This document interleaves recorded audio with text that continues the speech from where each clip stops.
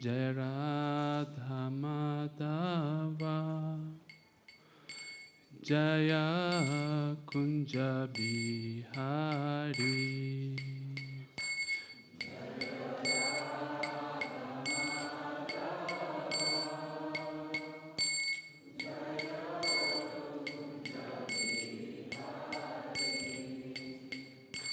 Jaya Radha Madhava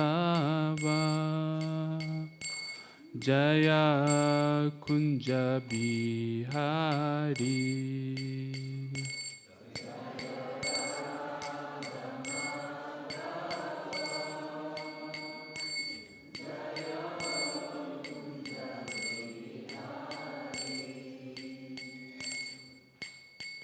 Gopi Jana Vallabha Jaya Girivaradhari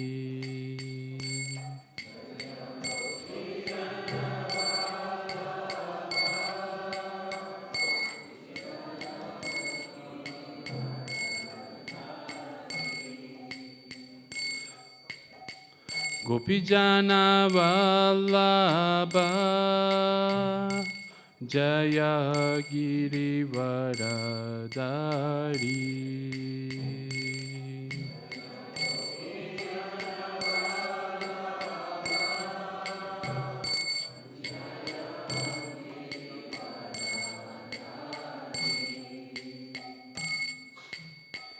Yashodanandana Jaya Prajajana Ranjana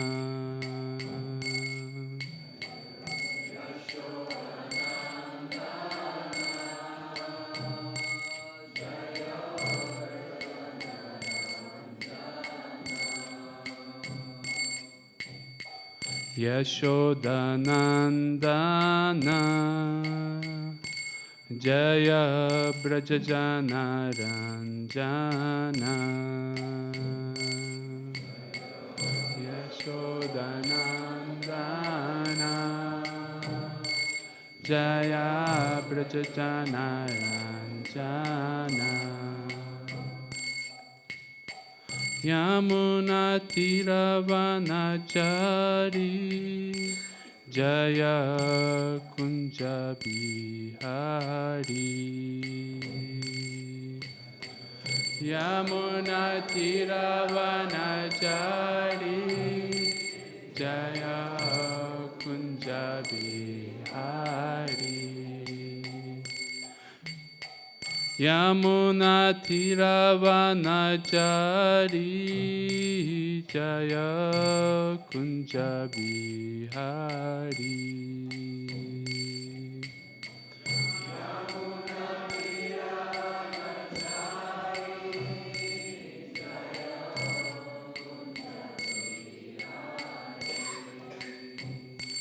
Hare Krishna, Hare Krishna, Krishna Krishna, Hare Hare, Hare Rama, Hare Rama, Rama Rama, Hare Hare, Hare Krishna, Hare Krishna, Krishna Krishna, Hare Hare, Hare Rama, Hare Rama, Rama Rama, Hare Hare, Hare Krishna, Hare Krishna, Krishna Krishna, Hare Hare, Hare Rama, Hare Rama, Rama Rama, Hare Hare, Hare Krishna, Hare Krishna, Krishna Krishna, Hare Hare, Hare Rama, Hare Rama, Rama Rama Hare Hare Jaya Radhe Shyam Jaya Radhe Shyam Radhe Shyam Jaya Radhe Shyam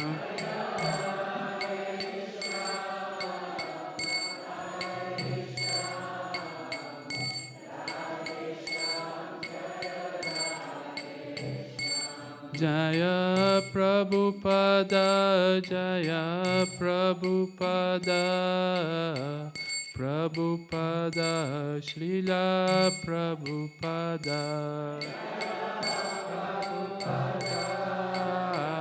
Prabhupada, Prabhupada, Srila Prabhupada. Jai Śrī Rādhāṣṭamī Sundar ki Jai. Srila Prabhupada ki Jai. Om Namo Bhagavate Vasudevaya. Om Namo Bhagavate Vasudevaya. Om Namo Bhagavate Vasudevaya.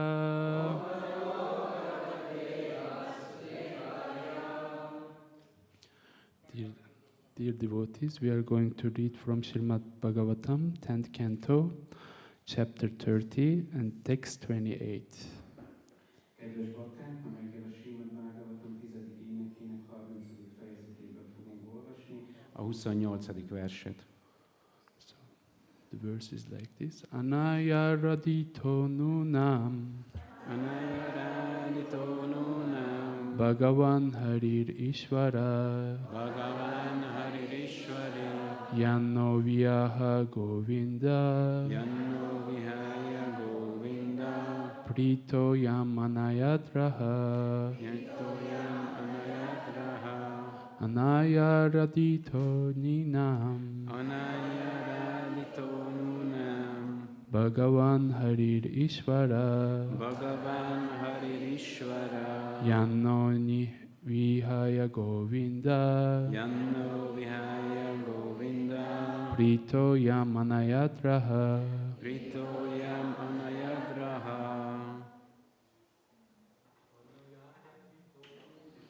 Anayaridito nunam. Bhagavan Haririshvara. Yanno Vihaya Govinda. Prito Yam Anayadraha.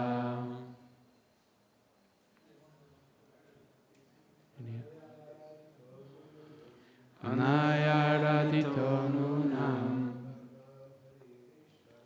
Bhagavan Haririshvara. Yanno Vihaya Govinda. Prito Yam Anayadraha. Mataji. Anayaradito nunam. Bhagavan Haririshvara. Yanno Vihaya Govinda. Prito Yam Anayadraha. Anayaradito nunam. Bhagavan Haririshvara. Yanno Vihaya Govinda. Prito Yam Anayadraha. Anaya, by her. Általa. Araditaha, perfectly worshipped. Tökéletesen imádott. Nunam, certainly. Biztosan. Bhagavan, the personality of Godhead. Az Istenség személyisége. Harihi, Lord Kṛṣṇa. Az Úr Kṛṣṇa. Ishvaraha, the supreme controller. A legfelsőbb irányító. Yat inasmuch as mivel na us bennünket we are rejecting elutasítva Govinda, Lord Govinda, az Úr Góvinda Pritaha, pleased, elégedett, Yam, whom, akit Anayat, led, elvitt Raha, in a secluded place. egy magányos helyre. Translation. Certainly this particular gopi has perfectly worshipped the all-powerful personality of Godhead, Govinda, since he was so pleased with her that he abandoned the rest of us and brought her to a secluded place. Fordítás. Ez a gópi biztosan tökéletesen imádta a mindenható Istent, a legfelsőbb személyt, hiszen Góvinda oly elégedett volt vele, hogy mindannyiunkat elhagyva egy félreeső helyre vitte őt. Purport by His Divine Grace A.C. Bhaktivedanta Swami Srila Prabhupada. Srila Vishwanath Chakravarti explains that the word Aradhita refers to Srimati Radharani. He comments, the sage Shukadev Goswami has tried with all endeavor to keep her name hidden, but now it automatically shines forth from the moon of his mouth. That he has spoken her name is indeed her mercy, and thus the word Aradhita is like the rumbling of a kettle drum sounded to announce her great good fortune. Although the gopis spoke as if jealous of Srimati Radharani, they were actually ecstatic to see that she had captured Sri Krishna. Srila Vishwanath Chakravarti quotes the following detailed description of Srimati Radharani's footprints as given by Srila Rupa Goswami in his Shri Ujjvala Nilamani. At the base of the large toe of her left foot is the mark of a barley crown. Below that mark is a disc, below the disc is an umbrella, and below the umbrella is a bracelet. A vertical line extends from the middle of her foot to juncture of her large and second toes. At the base of the middle toe is a lotus, below that is a flag with a banner, and below the flag is a creeper, together with a flower. At the base of her small toe is an elephant god, and upon her heel is a half moon. Thus, there are 11 marks on her feet, on her left foot. At the base of the large toe of her right foot is a conch shell, and below that a spear. At the base of the small toe of her right foot is a sacrificial altar, below that an earring, and below the earring is a spear.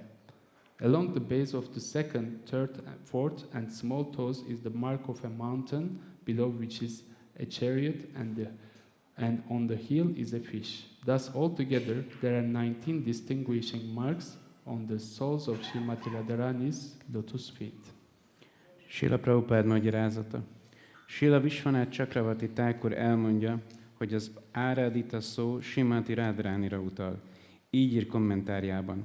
A bölcs Sukadév Goszvámi minden igyekezetével azon volt, hogy titokban tartsa Radharani nevét, ám az most magától hömpölyög elő, fényes, ragyogva Sukadév Goszvámi szájának holdjából. Az, hogy a bölcs kimondta a nevét, nem más, mint Radharani kegye, és az Aradhita szó így olyan, akár annak az üsdobnak a mély morajlása, amely Radharani páratlan szerencséjét adja hírül. A gópik úgy beszélnek, mintha féltékenyek lennének Srimati Radharanira, az igazság azonban az, hogy mindannyian extázist éreztek, mikor látták, hogy meghódította Kṛṣṇát. Srila Vishwanath Chakravarti Thakur részletes leírást idéz Srila Rupa Goswami Shri Ujjvala Nilamaniából, Srimati Radharani lábnyomáról. Bal lábájának nagy ujja tövében egy árpa személét találjuk, az alatt egy csakrát, a csakra alatt egy ernyőt, az ernyő alatt egy karperecet. Talpak közepétől kezdődően egy függőleges vonal fut a nagylábujja és a második ujja találkozásáig. A középső ujja tövét egy lótuszvirág díszíti, Az alatt egy zászló van, a zászló alatt egy kúszónövény és egy virág. Kislábúja tövében egy elefánt ösztökét, a sarkán pedig egy félholdat találunk. Bal lábán tehát összesen 11 jel van. Jobb lábának nagy ujja tövét kagylókört ékesíti, alatta lándzsával. Kislábúja tövében egy áldozati oltár található, az alatt fülbevaló van. A fülbevaló alatt pedig lándzsa. A második, a középső, a negyedik és a kisúj tövében egy hegység rajzolata húzódik, alatta egy szekérrel, míg sarkán egy hal rajzát találjuk. Srimati Radharani lótuszlábát mindezekkel együtt 19 sajátos jel ékesíti. Om Ajnana-timirandasya Jnananjana Shalakaya Chakshurum Militam Yena Tasmai Shri Gurave Namaha Nama Om Vishnu Padaya Krishna Prasthaya Bhutale Srimate Bhakti Vedanta Swami Niti Namine Namaste Saraswati Deve Gauravani Pracharine Nirvishesha Shunyavadi Prashtatya Desha Tarine Jai Shri Krishna Chaitanya Prabhu Nityananda Shri Advaita Gadadhara Shivasadi Gaura Bhakta Vrinda Hare Krishna Krishna Krishna Hare Hare Hare Rama Rama Rama Hare Hare Vancha Kalpa Tarubhyascha Kripa Sindhubhyaeva cha Patitanam Pavanebhyo Vaishnavebhyo Namo Namaha Namo Vishnu Padaya Krishna Prasthaya Bhutale Srimate Shivaram Swami Niti Namine Hare Krishna. I feel so joyful to be here at Vraja-dhama to celebrate Radhāṣṭamī festival together. Nagyon örülök, hogy itt lehetek új Vraja-dhámba, és annak, hogy együtt ünnepelhetjük itt Śrī Rādhāṣṭamīt. And Vraja-dhama is a very special place for me. I'm sure most of you have the same feeling. Új Vraja-dhama egy nagyon különleges hely a számomra, és biztos vagyok benne, hogy legtöbbötöknek ugyanez az érzése van. Although it is little bit embarrassing for me to speak in front of my senior God brothers and senior devotees here in the room. Habár zavarban vagyok, hogy az idősebb istentestvéreim és az idősebb bakták előtt kell itt most beszélnem. But at the same time, I find it is a blessing for me, because if I speak wrong or not right direction, they can always correct me. My GBC is here, Adi Guru Prabhu is here, and some other senior Devaprasta Prabhu. Sorry if I miss your names.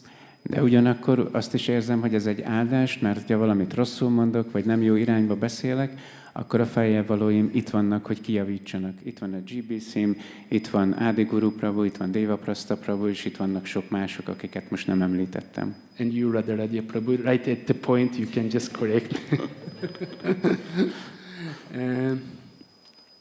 And also for me, it's not usual to give classes in English. I'm sorry for my language. És ezzel egy időben nem is vagyok hozzászokva, hogy angolul tartsak leckét, bocsánat a nyelv használatomért.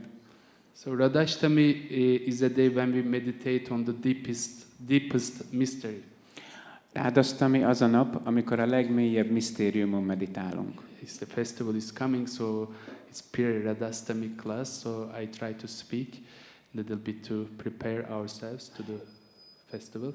Jön a fesztivál, és ezért valami olyasmiről beszélek, ami segít majd bennünket arra, hogy felkészüljünk erre a fesztiválra. Because this is most profound secret hidden within the vast treasure of Vedic literature, Vedic scriptures, we can say. Mert ez a legmélyebb, legnagyobb titok, ami el van rejtve a teljes védikus irodalomban, a védikus szentírásokban. Srila Vyasadeva carefully complied all these scriptures according to spiritual awareness. Srila Vyasadeva összeállította a különböző szentírásokat, amelyet a lelki tudatosságával tett meg. And also natural inclinations of different people with the purpose of elevating their consciousness. És azzal a tudattal, hogy különböző emberek vannak, akiknek különböző dolgok szükségesek ahhoz, hogy felemelje a tudatukat. As we know, there are pranas meant for those who absorbed in the mode of ignorance. Tudjuk, hogy vannak olyan részek, amelyek azok számára szólnak, akik a tudatlanság köterjébe vannak elmerülve. There is this intention to raise their consciousness to at least the mode of passion. És ott az a cél, hogy az ő tudatukat legalább a szenvedély köterjébe felemeljék. Because there is no other way for them. Mert nekik nincs más választásuk. And for those in the mode of passion, there are scriptures gradually lift them up to mode of goodness. És azoknak, akik a szenvedély köterjébe vannak, azoknak vannak olyan szentírások, amik arra szolgálnak, hogy felemeljék őket a jóság köterjébe.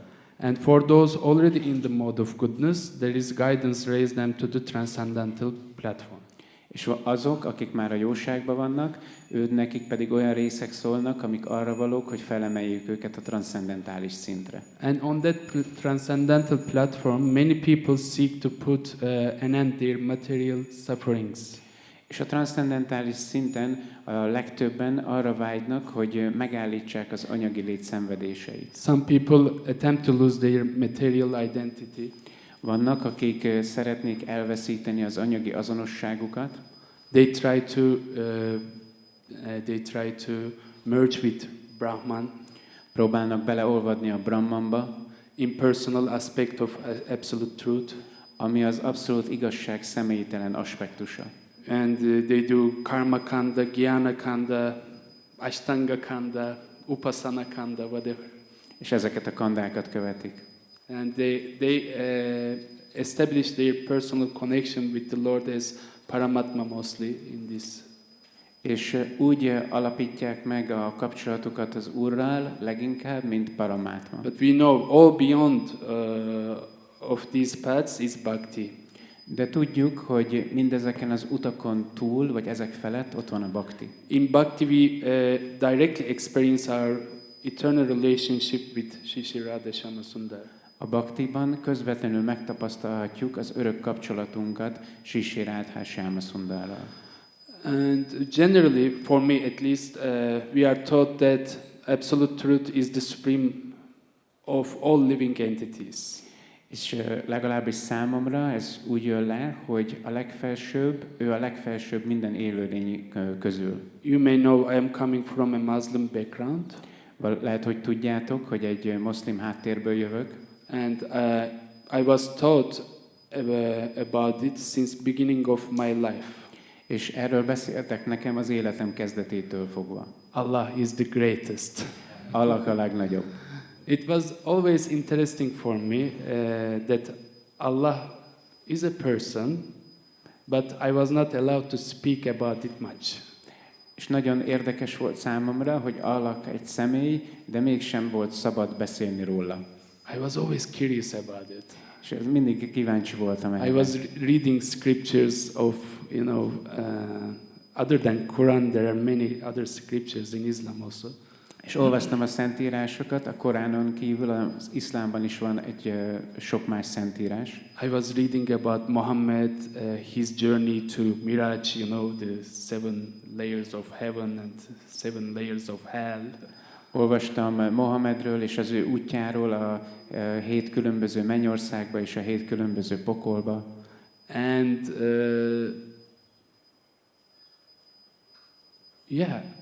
I was always questioning about that, but one point I was always stopped.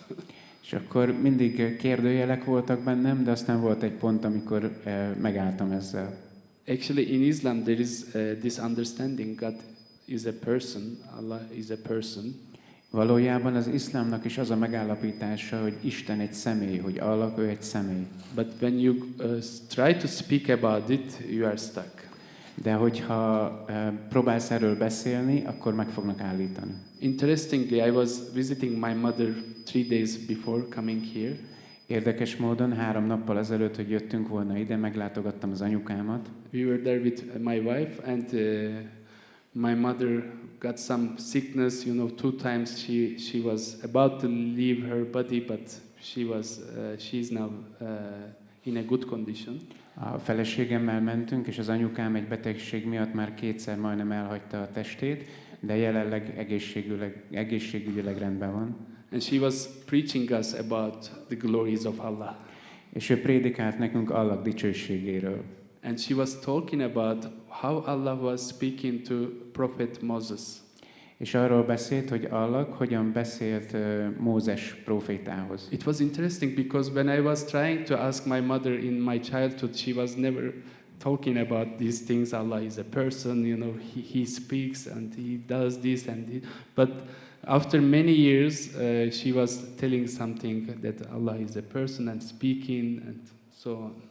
Érdekes volt, hogy gyerekkoromban, hogyha kérdeztem, sose beszélt erről, de most meg csak magától elkezdett beszélni erről, hogy Allah beszél, ő csinál dolgokat, ő egy személy. Szóval azt nagyon érdekes volt tőle hallani, hogy Allah egy személy. I tried to be quiet because one of the early instructions of my Guru Maharaj, Śrīla Shivaram Swami Maharaj, he said to me, never ever preach to your parents. Próbáltam csöndben maradni, mert a lelki tanítómesteremnek, Śrīla Shivaram Swami Maharajnak az egyik első utasítása az volt, hogy sose prédikálj a szüleidnek. I was just listening to my mother, Kṛṣṇa Mala was nodding. Én csak hallgattam az anyukámat, Kṛṣṇa Mala, ő bólogatott. But it was inside, yeah, I was feeling joyful. De belül nagyon élveztem ezt. Anyway, then Vyasadeva takes us to deeper into mysteries. És aztán Vyasadeva jobban elmerít bennünket a misztikumban. And he explains how we can enter into spontaneous loving relationship with the Lord. És elmondja, hogy hogyan tudunk belépni az Úr spontán szeretetteljes kapcsolatába. We can be his close servant, lehetünk a közeli szolgája, his friend, a barátja, his child, or one of dear most beloved. Az egyik legközelebbi szeretetje, vagy családtagja. And the absolute truth is one, but in the reality, Kṛṣṇa manifests in both male and female aspects. És habár Isten egy, Kṛṣṇa mégis megnyilvánul, mint a férfi és mint a női elv. And the purpose of loving exchange, he does this. És ennek a célja az az, hogy szeretetteljes kapcsolatba léphessen. We know from Bhagavatam that Kṛṣṇa is the source of all incarnations, Kṛṣṇastu Bhagavan Svayam. Tudjuk a Bhagavatamból, hogy Kṛṣṇa, ő a forrása az összes inkarnációnak. Kṛṣṇastu Bhagavan Svayam. And his eternal potency, his Hiladini Shakti, Srimad Radharani, is the source of all consorts and all goddess of fortune. És az ő belső energiája, a Ládini Shakti, Srimati Radharani, ő a forrása az összes szerencse istennőnek. And Srila Prabhupada explains that Srimati Radharani is the transformation of Krishna's supreme love. És Srila Prabhupada elmagyarázza, hogy Srimati Radharani, ő Kṛṣṇa legfelsőbb szeretetének az átalakulása. She is the very personification of spiritual love. Ő a lelki szeretet megszemélyesülése. And that love is so powerful that it can even conquer all powerful Krishna himself. És ez a szeretet, ez olyan hatalmas, hogy a minden hatalommal rendelkező Kṛṣṇát is képes legyőzni. And the only way the dormant love within our hearts can be awakened is through the mercy of Lord's Hiladini Shakti. És egyetlen módja van annak, hogy a szívünkben szunnyadó Isten szeretetet felébresszük, az pedig a Ládini Shaktin keresztül van. She is Srimati Radharani, she is the pleasure potency. Ő Srimati Radharani, a gyönyöradó energia. She has the key to unlock the deepest mysteries of the soul. Nála van a kulcs, ami megnyitja a lélek legnagyobb misztériumainak a titkait. Of course, it is natural that because it's a very rare topic and inconceivable, also can be misunderstood. Ez egy nagyon ritkán említett téma, felfoghatatlan, és emiatt könnyű félreérteni. When you visit India, sometimes at the airport in Delhi or Mumbai, I don't know, you see the billboards. Hogyha elmentek Indiába és leszálltok Delhibe vagy Mumbaiba, akkor ott látjátok, odaértek Indiába. There are paintings of Rasa Lila on the walls of the airport. Akkor a reptéren lehet látni, hogy vannak festmények a Rasa Liláról. And Indian people may think, oh, this is our tradition, Radha and Krishna. És az indiaiak gondolhatják, hogy hát ez a hagyományunk, Rádhá és Kṛṣṇa. But to understand Radha and Krishna, we must first understand the nature of their relationship. De ahhoz, hogy megérthessük Rádhát és Kṛṣṇát, először meg kell értenünk a kapcsolatuknak a természetét. And there is this love, everybody speaks about it. És ott van a szeretet, az a szeretet, amiről mindenki beszél. But when we say Radha and Krishna, we speak about spiritual love. De amikor Rádháról és Kṛṣṇáról beszélünk, akkor mi lelki szeretetről beszélünk. Krishnadas Kaviraj Goswami makes a great effort to describe what real spiritual love is. Kṛṣṇadas Kaviraj Goswami sok erőt fektetett be arra, hogy leírja, hogy mi ez a lelki szeretet. What the love of gopis truly means. Hogy igazából mit jelent a gópik szeretete. It's not based on the false idea I'm this body. Nem azon a hamis elképzelésen alapszik, hogy én ez a test vagyok. It's not the relationship based on seeking one's own enjoyment. A kapcsolat nem azon függ, hogy valaki a saját élvezetére vágyik. We know it is called lust, kama. Tudjuk, hogy azt úgy hívják, hogy kéj vagy káma. It's a relationship on the knowledge that we are eternal souls. Ez egy olyan kapcsolat, ami azon a tudáson alapul, hogy mi örök lelkek vagyunk. We are beyond our false ego, intelligence, mind, senses, body. We are soul. We are spirit soul who is meant to love and serve. Túl van a hamis egónkon, az intelligenciánkon, az elménken, az érzékeinken, a testünkön, túl van mindezen, és azon a megértésen alapszik, hogy mi örök lelki lények vagyunk, akinek az a természete, hogy szolgáljon és szeressen.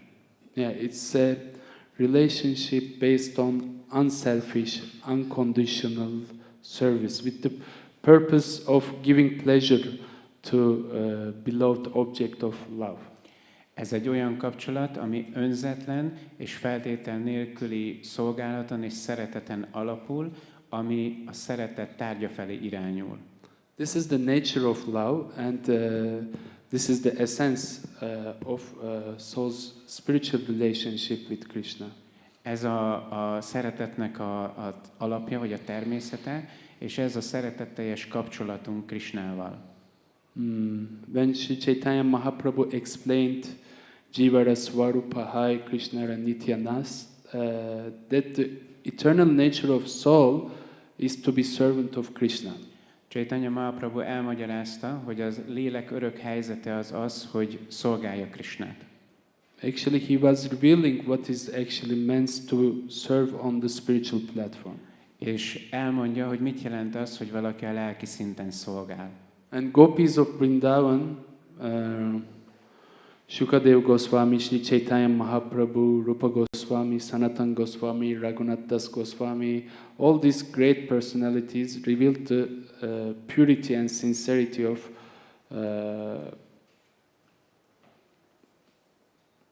gopis' love is unmatched. És Vrindavan gópiai, ahogy azt elmagyarázza nekünk Shukadev Goswami, Rupa Goswami, Sanatan Goswami és a többi ácsárja, az valami olyanféle szeretet, ami semmihez sem hasonlítható, vagy semmihez sem fogható. Why unmatched? Because they don't have any single desire for their own purpose. Miért páratlan? Mert nincs egyetlen vágyuk sem, ami saját magukra irányulna. Their heart, their mind, their bodies, their existence, everything is completely and constantly dedicated to only Krishna's happiness. A szívük, az elméjük, a testük, minden gondolatuk egyetlen egy cél körül forog, az pedig Kṛṣṇa boldogsága. We read how gopis are dressed themselves so beautifully. Olvashatjuk, hogy a gópik hogyan szólítják meg egymást milyen szépen. They apply cosmetics and perfumes, arranging their hair, and they decorate themselves with flowers. Hogyan sminkelik magukat, hogyan öltözködnek fel, hogyan díszítik fel a testüket, hogyan készülnek fel. Now in the world we see many women and men also doing the similar thing in one sense. Láthatjuk a világban, hogy sok nő és férfiak is ugyanezt csinálják egy szempontból. Of course they have their own purpose, but gopis, they wanted to look beautiful because it would please Kṛṣṇa. Persze nekik megvan a saját okuk, de a gópik azért akarnak gyönyörűen kinézni, hogy elégedetté tegyék Kṛṣṇát. They did not want to be admired, they did not want to be attractive, but they just knew Kṛṣṇa relished their beauty. Nem akarnak elismerést, nem akarják, hogy szépnek tartsák őket, hanem csak azt akarják, hogy Kṛṣṇa értékelje, hogy Kṛṣṇa számára értékes legyen az ő szépségük. When Kṛṣṇa sees their beauty, his own beauty increases. Amikor Kṛṣṇa látja a gópik szépségét, akkor a saját szépsége még jobban megnövekszik. And when the gopis see that Kṛṣṇa has become more beautiful, their own beauty increases. És amikor a gópik látják, hogy Kṛṣṇa szebbé vált, akkor a saját szépségük még inkább fokozódik. Because from the joy of seeing Kṛṣṇa's happiness. Azért, mert nagyon örülnek, hogy látják, hogy Kṛṣṇa boldog. And when Kṛṣṇa sees that increase, his beauty rises again. És amikor Kṛṣṇa látja, hogy a gópik szépsége növekedett, akkor a saját szépsége még jobban növekszik. And then Gopi's beauty rises again. És akkor a gópik szépsége újra emelkedik. Honestly, I can speak 1 hour like this. És ezt folytathatnám így egy órán keresztül. Because it goes forever. Mert ez örökké tart. Yeah, it's not boring. It's never boring. És nem unalmas, sosem unalmas. Because this is exactly what every single soul is searching for. Mert ez az a dolog, amit minden egyes lélek keres. Love is reciprocated. A szeretet, ami viszonozva van. Krishna's only joy is to give happiness to his devotees. Kṛṣṇa egyetlen öröme, hogy ezt adja a baktáinak. And the only happiness of his devotees to give joy to Kṛṣṇa. És a bakták egyetlen öröme az, hogy örömet okozzanak Kṛṣṇának. And the gopis and head of gopis Śrīmati Radharani perfected this art to the highest level. És a gópik vezetője Śrīmati Radharani, ők tökéletességre fejlesztették ezt a művészetet, hogy hogyan okozzanak örömet Kṛṣṇának. Once in a conversation, I was speaking to one Indian gentleman coming to our program, and we were talking about Kṛṣṇa left Vrindavan, went to Mathura, and he was from Mathura, and we were having some conversation. Egyszer beszélgettem egy indiai úriemberrel, aki eljött a programunkra, és arról beszélgettünk, amikor Kṛṣṇa elhagyja Vrindavant és elmegy Mathurába. És ez az úr, ez Mathurából származott, és akkor erről beszélgettünk. And we were talking. He was saying, why did he leave all these gopis behind if he loved them so much? És akkor azt kérdezte ez az úriember, hogy Kṛṣṇa miért hagyta el az összes gópit, hogyha ők annyira szerették? Why didn't go to Mathura, then Dwarka with Kṛṣṇa later? Miért ment el Mathurába, és aztán később Dvárakába? Then they could have been with Kṛṣṇa every single day. Mert hogyha ott maradt volna, vagy vele mentek volna, akkor minden nap boldogok lehettek volna. And I was saying, because they wanted to give happiness to Kṛṣṇa. És akkor azt mondtam, hogy mert ők Kṛṣṇát akarták boldognak tartani. Because it was their only motivation. Nekik ez volt az egyetlen motivációjuk. Because they knew Kṛṣṇa experienced his greatest pleasure only in Vrindavan. Ők tudják, hogy Kṛṣṇa a legnagyobb boldogságot kizárólag Vrindavanban tapasztalja. We cannot compare the lilas in Vrindavan in other places. A vrindavani kefteléseket nem hasonlíthatjuk más keftelésekhez. And Krishna promised gopis that he was going to come back. És Kṛṣṇa megígérte a gópiknak, hogy vissza fog térni. He will come back and relish the pastimes of Vrindavan in the forest of Kadamba. Vissza fog térni Vrindavanba, és a Kadamba erdőkben élvezni fogják a kefteléseiket. Along the banks of Yamuna. A Yamuna partján. Krishna said, I will return because only here I find my fullest joy. Azt mondta, hogy vissza fogok térni, mert itt tudom teljes mértékben élvezni az örömömet. So that's why gopis stayed in Vrindavan. Ezért maradtak a gópik Vrindavanban. For what? Miért? For Krishna's pleasure. Kṛṣṇa örömére. They simply didn't go anywhere else. Ők nem mentek sehova máshova. And we know the famous story how gopis declared they would willing to suffer in the hell for billions of years if they would relieve Krishna's headache. És tudjuk azt történetet, amikor a gópik kifejezték, hogy ők készek arra, hogy millió életen keresztül szenvedjenek a pokolba, hogyha Kṛṣṇának egy pillanatnyi boldogságot okozhatnak azzal. They didn't calculate anything. Nem számoltak mással. They didn't think of any other consequences, what will happen. Nem érdekelte őket, hogy milyen következményekkel jár ez. This kind of love is impossible in material world. Ez a féle szeretet, ez lehetetlen az anyagi világban. Because gopis have completely spiritual bodies and they have absolutely no false ego. A gópiknak teljes lelki testjük van, és egyáltalán nincs hamis egójuk. There is no selfishness, everything is for Krishna. Nincs önzés, minden Kṛṣṇáért van.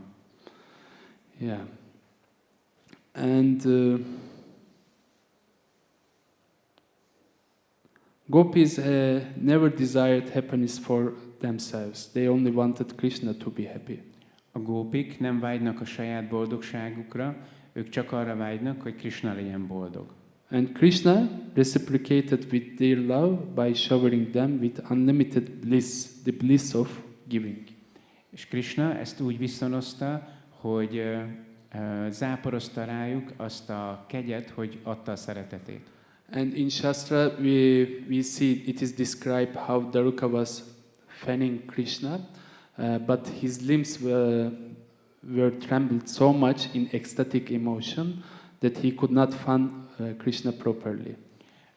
Ott van a sásztrában az a történet, amikor Kṛṣṇát legyezik egy pávatól legyezővel, de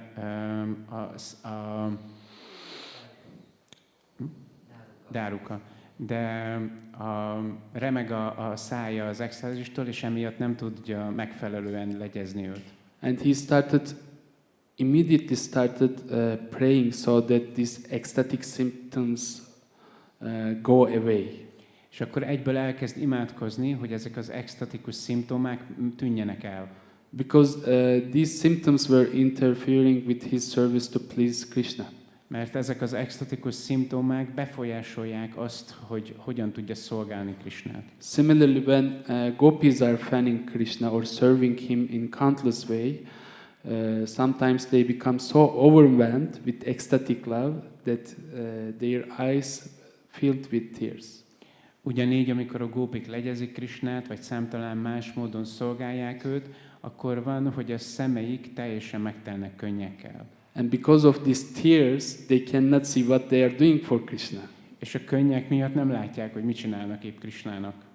And in those moments, they pray, let this ecstasy leave me. És ezekben a pillanatokban azért imádkoznak, hogy ez az extázis tűnjön el. I don't want it. Nem akarom. I only want Krishna's happiness. Csak Kṛṣṇa boldogságát akarom. That's bhakti. Ez a bhakti. And as long as we are concerned with our own happiness, then we can never really be happy. Addig, ameddig a saját boldogságunk aggaszt bennünket, addig sose tudunk igazán boldogok lenni. But when we forget about ourselves and invest our all energy into Krishna's happiness, then the result is unbelievable.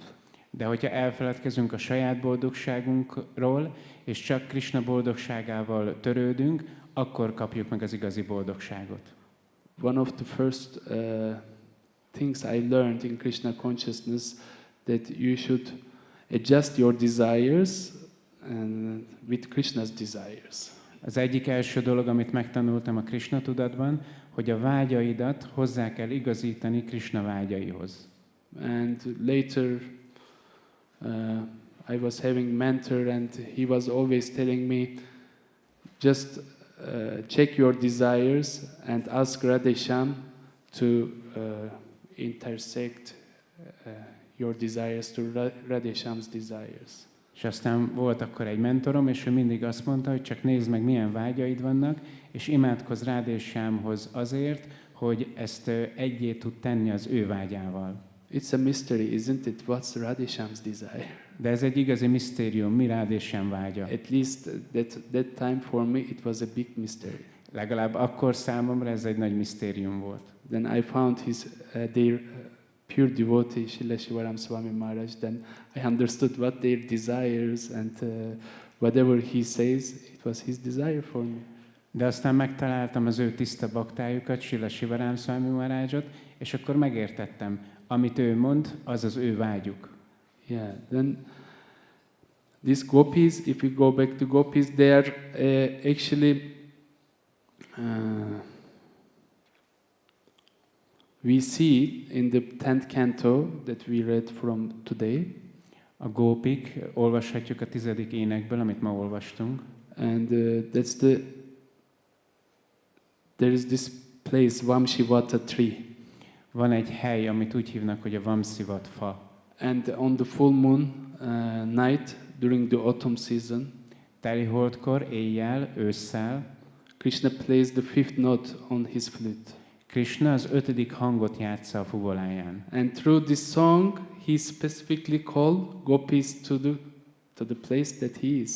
És ezen a hangon keresztül közvetlenül hívja a gópikat, hogy menjenek oda, ahol ő is ott van. The sound of flute, the sweetness of the flute, or sweetness of the instruments, violin in kirtan, I think there will be violin today, tomorrow, and some other beautiful instruments. És a fuvola, vagy a hegedű, gondolom most a következő 2 napban a kirtanokon lesz hegedű és más zeneszerszámok, mindezeknek az hangja. Beautiful singers like Sachisutta Prabhu, Harinarayan Prabhu, the sweetness we hear. És a csodálatos énekesek, mint Sachisutta Prabhu vagy Harinarayan Prabhu, ezeknek a hangnak az édessége. And sweetness come from their sincerity. Ez az édesség, ez az őszinteségből jön. And it is empowered by Krishna. És ezt Kṛṣṇa felhatalmazza. And there is, of course, love and everything resting upon love. És persze ott van a szeretet, és minden a szereteten nyugszik. And this sound of flute travels through the atmosphere. És a fuvolának a hangja, ez keresztül utazik az atmoszférán. And enters in the ears of gopis. Belép a gópiknak a fülébe. And from ears to the heart directly. És a fülükből lemegy a szívükbe közvetlenül. And that moment they are conquered. És ebben a pillanatban ők le vannak győzve. And they leave everything behind. És mindent maguk mögött hagynak. Like, I mean, it is described in Chaitanya Charitamrita in Adi Lila 4th chapter in details how they leave the society's opinions. I don't remember the English words now, but everything they leave behind. They don't care for anything. A Chaitanya Charitamrita Ádi Lilájának a 4. fejezete leírja, hogy ez hogyan történik, hogy minden társadalmi előírást, mindenki másnak a véleményét, mindent maguk mögött hagynak. their home, their duties, their reputations, and they just become helpless. They just want to meet with Krishna.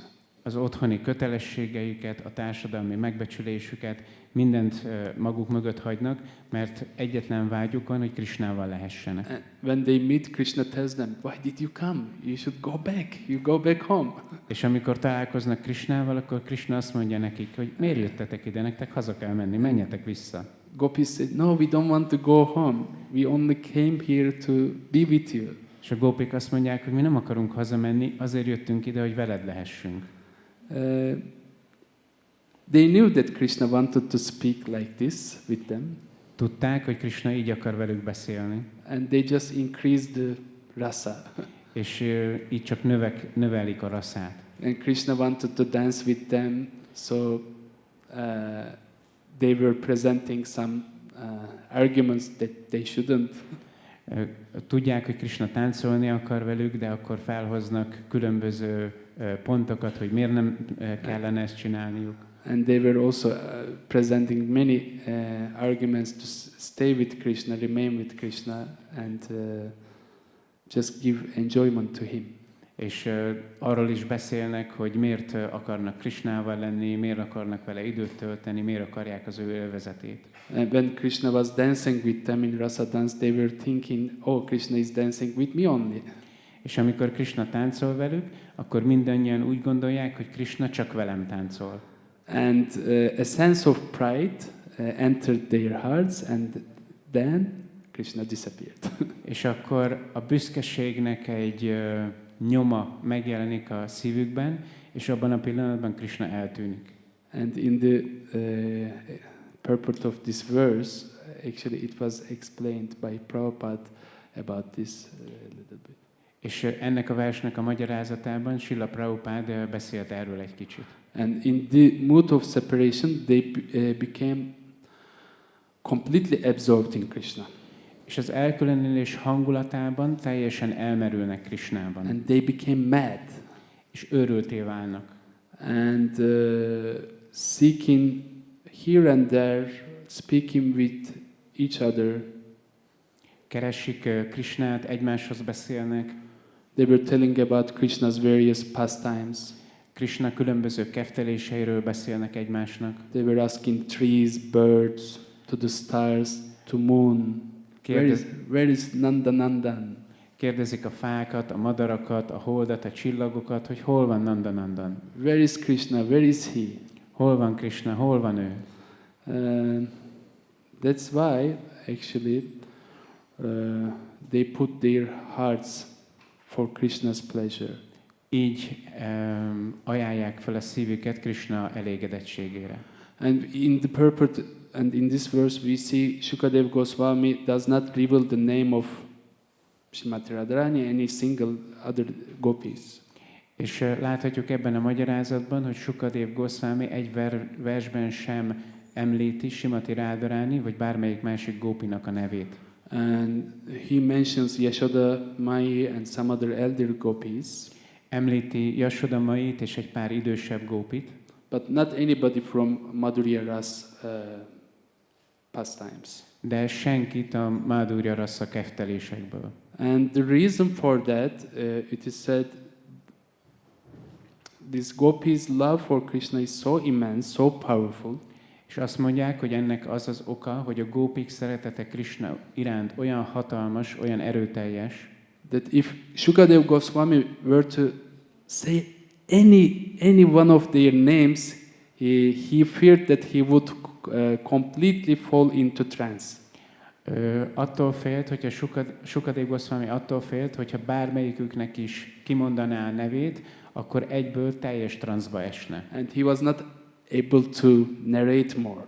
És akkor nem lett volna képes arra, hogy tovább meséljen. And remember, we are in the 10th canto of Bhagavatam, and Parikshit Maharaj only had 7 days, and now a couple of days left. Itt vagyunk a 10. éneknél, Shukadeva Goswaminak már csak egy pár napja maradt. And out of his compassion, Shukadeva Goswami's compassion, he very carefully avoided speaking their names. És így Sukadév Goszvámi a felé mutatott könyörületessége miatt nagyon vigyázott arra, hogy ne mondja ki egyikőjük nevét se. And when gopis were searching for Krishna, they came to a point in the middle of night, in the middle of darkness. They saw footprints of Krishna in the dust. És amikor a gópik keresték Krishnát, akkor ott ezen az éjjelen egyszer csak megpillantották a sötétben Krishnának a lábnyomait. And they realized Krishna left them alone to be with one special gopi. És rájöttek arra, hogy Krishna mindennyiójukat maga mögött hagyta, azért, hogy egy különleges gópival legyen. Yeah. It says, Govinda has left us to be with that gopi who worships and serves him with the greatest devotion. Govinda elhagyott bennünket azért, hogy azzal a gópival lehessen, aki a legnagyobb odaadással szolgálja őt. She is the supreme among all devotees. Ő minden bakta közül a legkiválóbb. And that gopi is Srimati Radharani. És ez a gópi Srimati Radharani. And all other gopis are the expansions of Srimati Radharani. És az összes többi gópi, ők Srimati Radharani kiterjedései. And she is the limitless reservoir of love. És ő a szeretet határtalan kincstára. And Krishna is the complete object of all this love. És Kṛṣṇa, ő az ő szeretetének a teljes tárgya.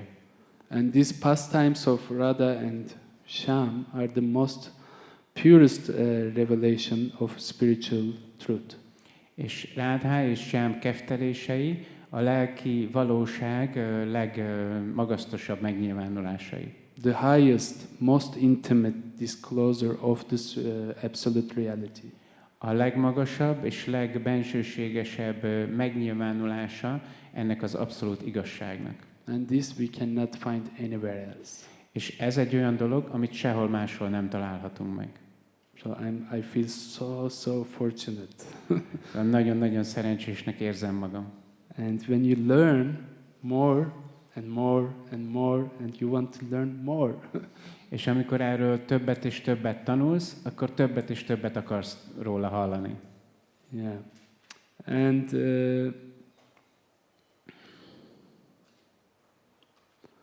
this is why actually Chaitanya Mahaprabhu and his followers mercifully revealed the supreme perfection of Srimati Radharani. Ezért van az, hogy Śrī Chaitanya Mahaprabhu és a követői megnyilvánították Srimati Radharaninak a dicsőségét. Even to the people of this world. Még ennek a világnak az emberei számára is.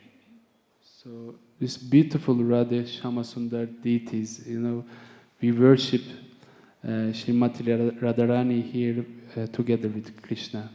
Itt van Śrī Rādhāṣṭamī, itt Srimati Radharanit Krishnával együtt imádjuk. And Krishna knows everything. Krishna ő mindent tud. Past, present, future. A múltat, a jelent és a jövőt. He knows everything within everyone's heart. Tudja, hogy mindenkinek mi van a szívében. But one thing that he wanted to know, that nature of Srimati Radharani's love. De amit ő is meg akart tudni, az az, hogy mi Srimati Radharani szeretetének a természete. And he wanted to taste this nature of his own pleasure potency. És meg akarta ízlelni a saját gyönyöradó energiájának az ízét. What is the glory of this Radharani's love? Mi Srimati Radharani szeretetének a dicsősége? What she experienced when she loves Krishna? Mi az, amit ő tapasztal, amikor ő szereti Krishnát? And what does she relish when she sees Krishna? Mi az, amit megízlel, amikor megpillantja Krishnát? And he wanted to know. Tudni akarta ezt. And this is the deepest secrets of all secrets, it is said. És azt mondják, hogy ez minden titkok legnagyobb titka. And Krishna desired not only personally to taste it, but also others take some part of it. És Krishna nem csak arra vágyott, hogy ő maga megízlelje, hanem hogy mások is részesüljenek ebből. And he did it without any discrimination. És ezt minden megkülönböztetés nélkül tette. And he did it free. És ezt szabadon osztotta. And he wanted to give Srimati Radharani's love to the entire world. Srimati Radharani szeretetét át akarta adni az egész világnak. And this is the mercy of Lord Chaitanya. Ez az Úr Chaitanya kegye. Parama Karuna Pahu Duyinjana Nitai Gaura Chandra. There, Lord Chaitanya and Lord Nityananda are supremely merciful. Az Úr Chaitanya és az Úr Nityananda, ők a legkegyesebbek. And Lord Chaitanya came what no other incarnation has ever given. És az Úr Chaitanya olyasmiért jött, hogy azt adja, amit egyik másik inkarnáció sem adott. And Srila Prabhupada, our Srila Prabhupada made it possible that we sit here today and hear about it. Srila Prabhupada, mi Srila Prabhupádunk az, aki lehetővé tette számunkra, hogy ma itt ülhetünk és hallhatunk erről. People all over the world, they can hear about glories of Krishna, glories of Srimati Radharani. Az egész világon az emberek hallhatnak Kṛṣṇa és Srimati Radharaninak a dicsőségéről.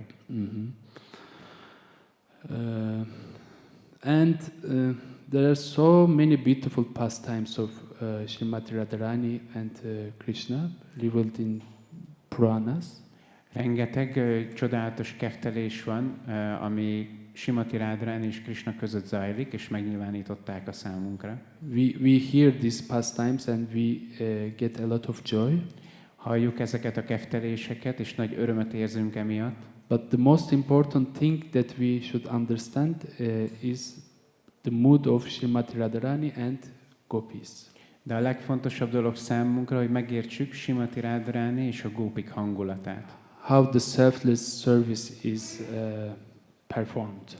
Hogy ez az önzetlen szolgálat, ezt hogy kell bemutatni. Unless we enter that mood, into that mood, we cannot really understand or access these lilas. Addig, ameddig ezt nem tesszük a sajátunké, addig nem igazán tudunk belépni, vagy nem igazán tudjuk elérni ezeket a kefteléseket. And our goal is to follow the footsteps of the gopis of Vrindavan. A mi célunk, hogy kövessük a Vrindavan gópiainak a lábnyomát. And we do it through the unselfish devotional service. És ezt az önzetlen odaadó szolgálaton keresztül tudjuk megtenni. This is what Srila Shivaram Swami Maharaj was emphasizing some years back, not very long back, but he was always asking, what's the goal, what's the goal, what's the goal of your life? Ez, amit Srila Shivaram Swami Maharaj évek óta hangsúlyoz, mindig ezt kérdezi, hogy mi a célunk, mi a célunk. Yeah. So Kṛṣṇa is one of the names of Kṛṣṇa is Rasbihari. Kṛṣṇa egyik neve az az, hogy Rasabihari. And he is the enjoyer of all these loving exchanges. Ő az élvezője mindezeknek a szeretetteljes kapcsolatoknak. And Srila Prabhupada explains Kṛṣṇa is Madan Mohan. Srila Prabhupada azt is elmagyarázza, hogy Kṛṣṇa ő Madan Mohan. So he's so beautiful, even the Cupid is defeated by him. Annyira gyönyörű, hogy még Cupidót is legyőzi ez a szépség. That means he is more attractive than all the things of this material existence that binds us very tightly. Ez azt jelenti, hogy ő szebb minden másnál, mint amit az anyagi világban itt láthatunk, ami mégis nagyon szorosan megköt bennünket. But what is the name of Srimati Radharani? De mi Srimati Radharani neve? Madan Mohan Mohini. Madan Mohan Mohini. So she enchants all the enchanter of Cupid himself. Ő elbűvöli azt, aki elbűvölte Cupidót. She conquers the conqueror of love.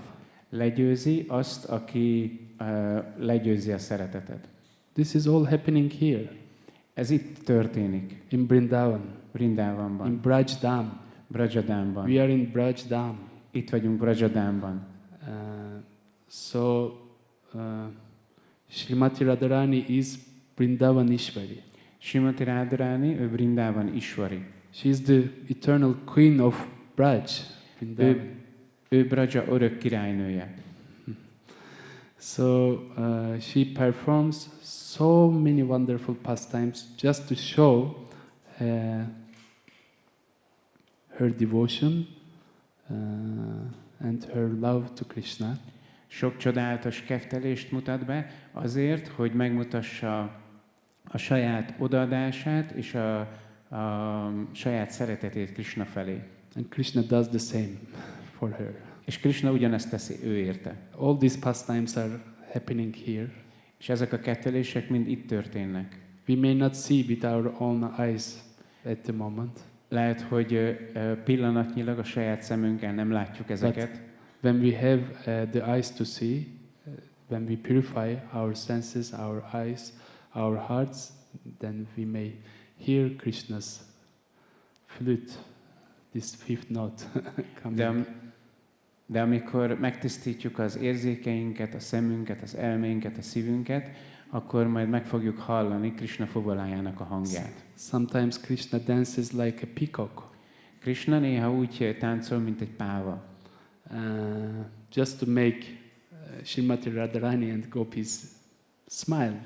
Csak azért, hogy Srimati Radharani és a gópik mosolyogjanak. Sometimes Krishna puts his head to Srimati Radharani's lotus feet. Van, hogy Kṛṣṇa a fejét Srimati Radharani lótuszlábára helyezi. Especially when Srimati Radharani is very upset with him. Főleg, amikor Srimati Radharani nagyon mérges rá. Sometimes Krishna just stop Radharani and gopis to get some yogurt and some whatever in their pots. Néha Kṛṣṇa megállítja Srimati Radharanit és a gópikat, hogy joghurtot vagy amit tartanak az edényeikben, azt megkapja. All these pastimes actually, what's Krishna is doing all these pastimes? Mi az, amit Kṛṣṇa csinál ezekben a keftelésekben? Actually Krishna is reciprocating their love. Igazából Kṛṣṇa viszonozza a szeretetüket. And this love is very natural in Vrindavan. És ez a szeretet, ez nagyon természetes Vrindavanban. Krishna is dependent on the love of his devotees. Kṛṣṇa, ő a baktáinak a szeretetén függ. And when we see Harinam Sankirtan movement, actually, in that sense, actually, it is eternal pastimes, one side of eternal pastimes of Srimati Radharani and Kṛṣṇa.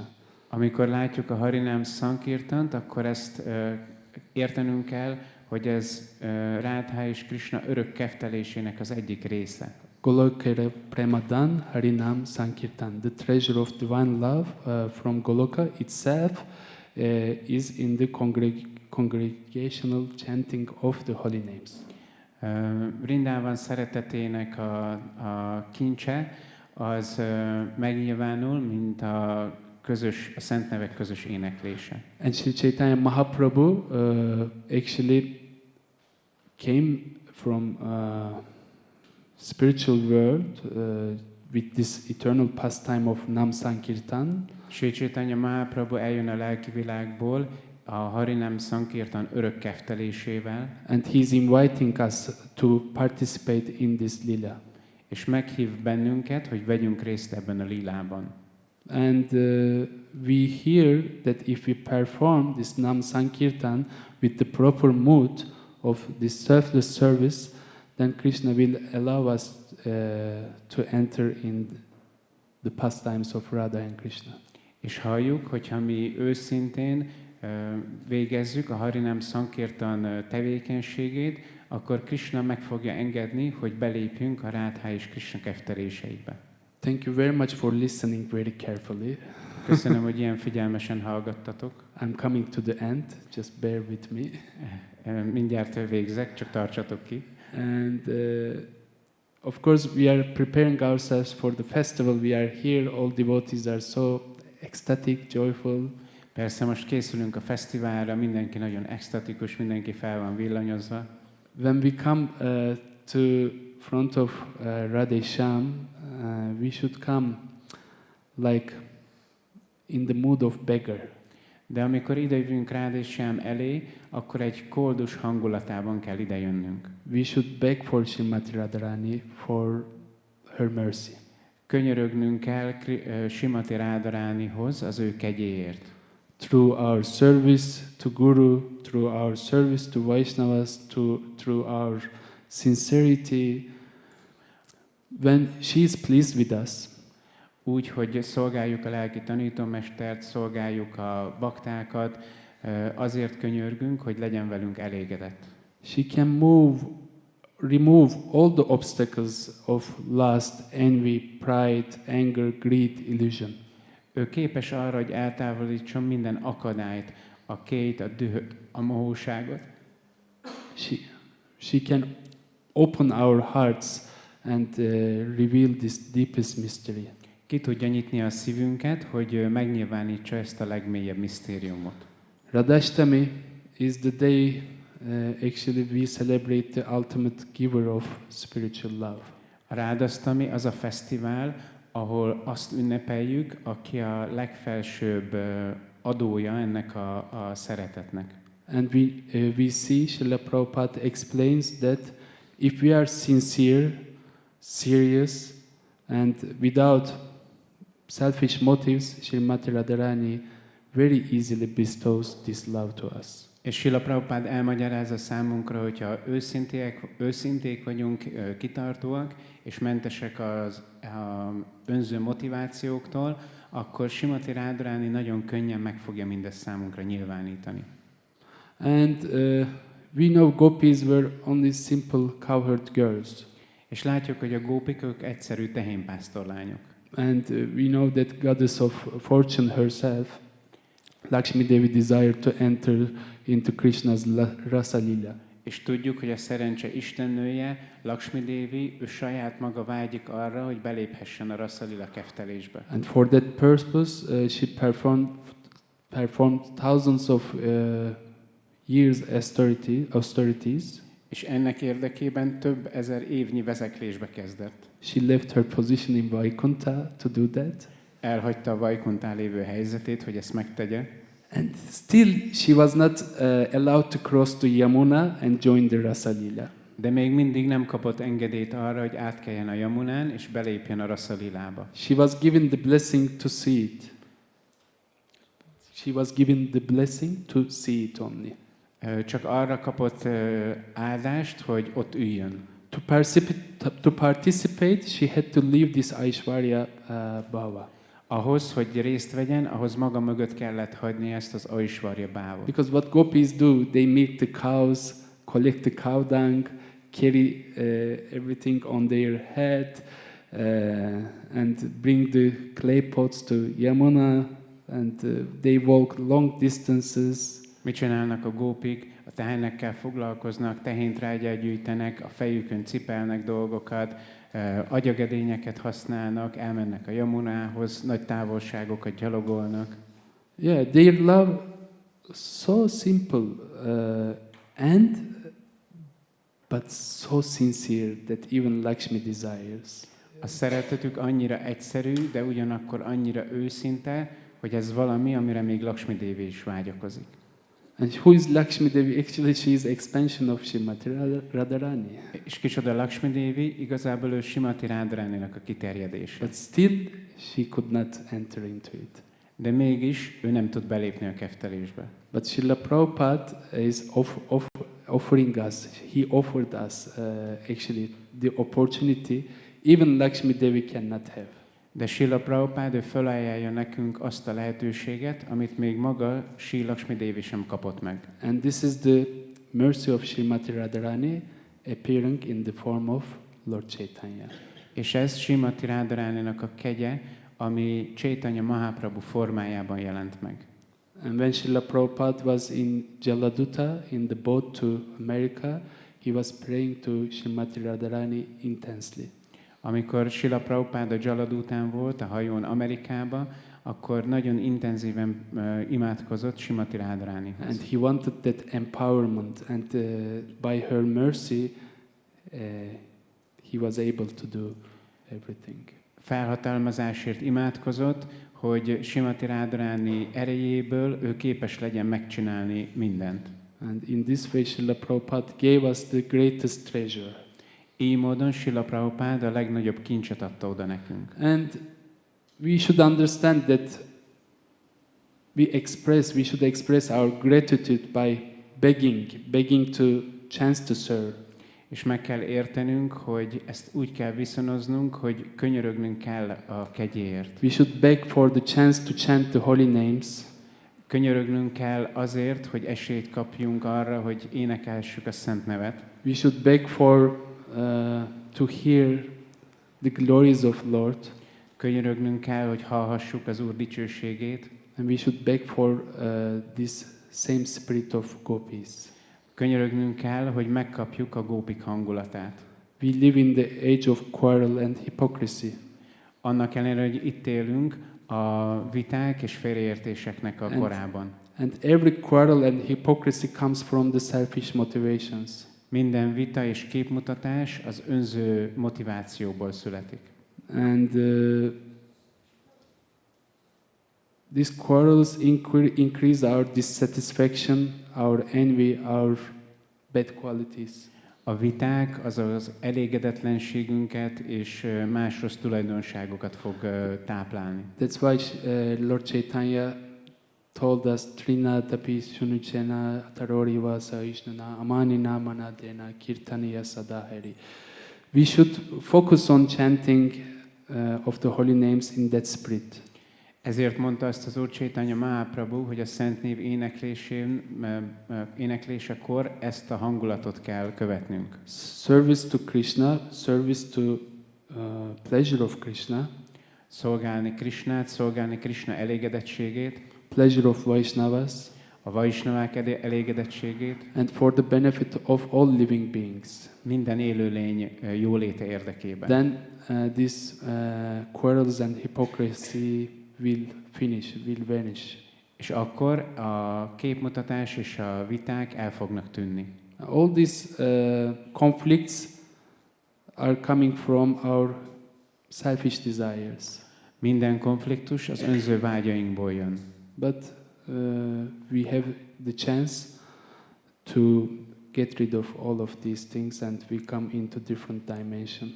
De megvan az esélyünk arra, hogy mindezektől megszabaduljunk, és egy másik dimenzióba lépjünk be. And when we chant the holy names in that spirit, then Bhaktisiddhanta Saraswati Thakur says, entire spiritual world comes alive within our hearts.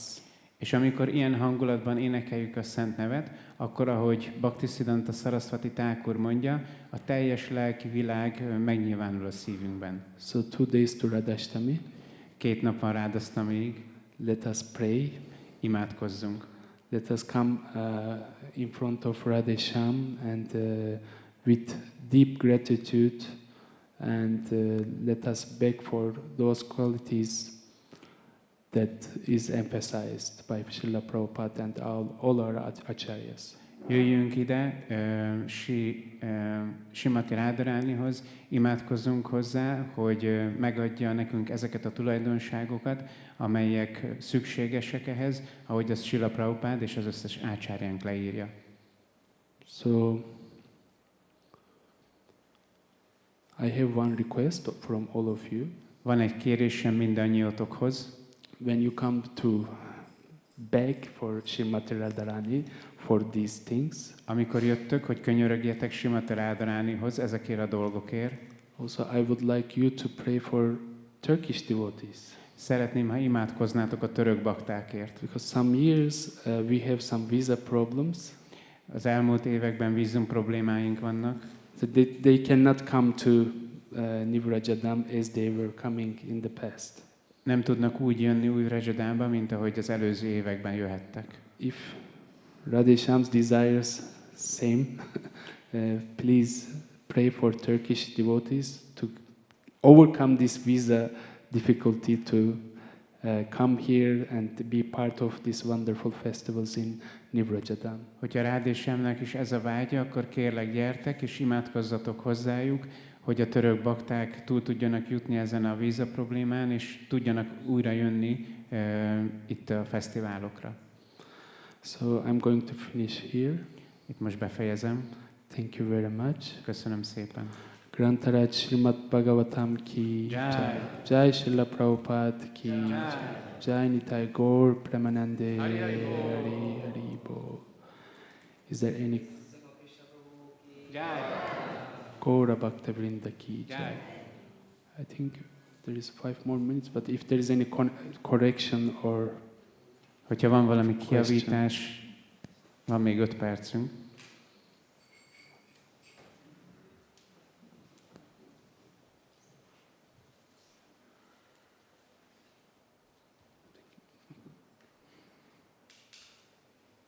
Thank you. Thank you very much. Köszönöm. Jai Śrī Rādhāṣṭamī ki jai. Jai. Gaura Bhakta Vrinda ki jai. Jai.